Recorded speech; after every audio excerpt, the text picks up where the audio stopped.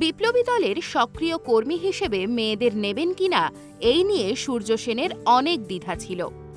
সেই সব দ্বিধা যখন ঘুচল তখন দলভুক্ত হয়েছিলেন চট্টগ্রামের রানী।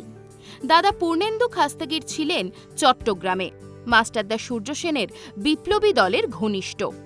দলের সদস্যরা কেউ ধরা পড়লে তাদের নিষিদ্ধ বইপত্র রেখে যেত তার এক বোনের কাছে। সেই সমস্ত বই সে লুকিয়ে রেখে দিত মায়ের পুরনো বাতিল বাক্সের নিচে। মাঝরাত গড়ালে বাড়ির সবাই যখন ঘুমে কাদা, সে সেই সব বই খুলে পড়তে বসত। পরবর্তী সময়ে ভারতের স্বাধীনতা আন্দোলনের ইতিহাসে রক্তের দাগে লেখা হয়েছিল তার নাম। ভারতের প্রথম মহিলা শহীদ প্রীতিলতা ওয়াদ্দেদার, ডাকনাম রানী। বিপ্লবীদের শুরু থেকেই মূল মন্ত্র ছিল করব নয়তো মরব। 21 বছরের বীরাঙ্গনা প্রীতিলতা ওয়াদ্দেদার সেটাই প্রমাণ করেছিলেন। বাঙালি নারীকে তিনিই শিখিয়েছিলেন নারীরাও দেশের জন্য লড়াই করতে পারে, তারা অবলা নয়। প্রীতিলতা ওয়াদ্দেদারের জন্ম 1911 সালের 5ই মে চট্টগ্রামের পটিয়ার ধলঘাট গ্রামে। তার বাবা জগৎবন্ধু ওয়াদ্দেদার ছিলেন চট্টগ্রাম মিউনিসিপ্যাল অফিসের হেড কেরানি, আর মা প্রতিভা দেবী ছিলেন গৃহিণী। পরিবারে 6 ভাই বোনের মধ্যে প্রীতিলতা ছিলেন দ্বিতীয়। বহু পূর্বে নামের শেষে তাদের পদবি ছিল দাশগুপ্ত। পরিবারের কোনো এক পূর্বপুরুষ নবাবী আমলে ওয়াহেদেদার উপাধি পেয়েছিলেন বলে নামের শেষে যুক্ত হয়েছিল এই ওয়াহেদেদার থেকে ওয়াদ্দেদার বা ওয়াদ্দার।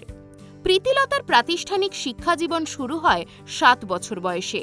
স্কুলে তার ঘনিষ্ঠ বন্ধুদের একজন ছিলেন কল্পনা দত্ত। বিএ পরীক্ষা দিয়ে প্রীতিলতা চলে আসেন চট্টগ্রামে উচ্চ মাধ্যমিক বালিকা বিদ্যালয়ের প্রধান শিক্ষিকা হয়ে। অনেক চেষ্টার পর দেখা করেন মাস্টারদার সঙ্গে। 7 দিনের ছুটিতে প্রীতিলতার পিস্তল চালনা, শরীর চর্চা, অধ্যাবসায় দেখে দল তার ব্যাপারে নিঃসন্দেহ হয়। 1931 সালের 4 আগস্ট রামকৃষ্ণ বিশ্বাসের ফাঁসি বদলে দিয়েছিল তার জীবন। ব্রিটিশ বিরোধী সংগ্রামে প্রীতিলতার সম্পৃক্ততার প্রমাণ পায় পুলিশ ও গোয়েন্দা বিভাগ। এদিকে পরিস্থিতি খুব খারাপ দেখে মাস্টারদা সূর্য সেন প্রীতিলতাকে আত্মগোপন করার নির্দেশ দেন। 5ই জুলাই ছাত্রী পড়ানোর কথা বলে প্রীতিলতা বাড়ি ত্যাগ করেন এবং বিপ্লবী মণিলাল দত্ত ও বীরেশ্বর রায়ের সাথে ঘোড়ার গাড়িতে চড়ে প্রীতিলতা আত্মগোপন করেন। সেই দিনের পর প্রীতিলতার সাথে তার বাবা মার আর দেখা হয়নি।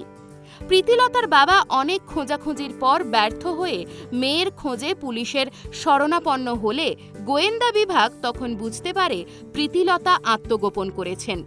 প্রীতিলতাকে ধরার জন্য বেঙ্গল পুলিশের সিআইডি ছবি সহ নোটিশ প্রকাশ করে। 1932 সালের 23 সেপ্টেম্বর রাতে চট্টগ্রামে পাহাড়তলিস্থ ইউরোপিয়ান ক্লাব আক্রমণের সিদ্ধান্ত হলে সূর্য সেন এই অভিযানের নেতৃত্বের দায়িত্ব দিয়েছিলেন প্রীতিলতাকে। পাহাড়তলির ইউরোপিয়ান ক্লাব আক্রমণ শেষে পূর্ব সিদ্ধান্ত অনুযায়ী প্রীতিলতা পটাশিয়াম সাইনাইড খান। পরদিন পুলিশ ক্লাব থেকে 100 গজ দূরে মৃতদেহ দেখে পরবর্তীতে প্রীতিলতাকে শনাক্ত করেন। প্রীতিলতার মৃত্যুর পর তার পরিবারের অবস্থা নিয়ে বিপ্লবী কল্পনা দত্ত লিখেছিলেন, প্রীতির বাবা শোকে দুঃখে পাগলের মতো হয়ে গেলেন, কিন্তু প্রীতির মা গর্ব করে বলতেন, আমার মেয়ে দেশের কাজে প্রাণ দিয়েছে। প্রথম বিপ্লবী নারী শহীদ প্রীতিলতা প্রাণ দিয়ে প্রমাণ করেছিলেন দেশের জন্য মেয়েরা যেমন প্রাণ নিতে পারেন তেমনি অনায়াসে প্রাণ দিতেও পারেন। অগ্নিকন্যা প্রীতিলতা ওয়াদ্দেদারের জন্মবার্ষিকীতে জিও বাংলা জানায় বিনম্র শ্রদ্ধা ও প্রণাম। এই রকম আরও নতুন নতুন ভিডিও পেতে নজর রাখুন আমাদের চ্যানেলে। পাশে থাকা বেল আইকনটি ক্লিক করতে ভুলবেন না।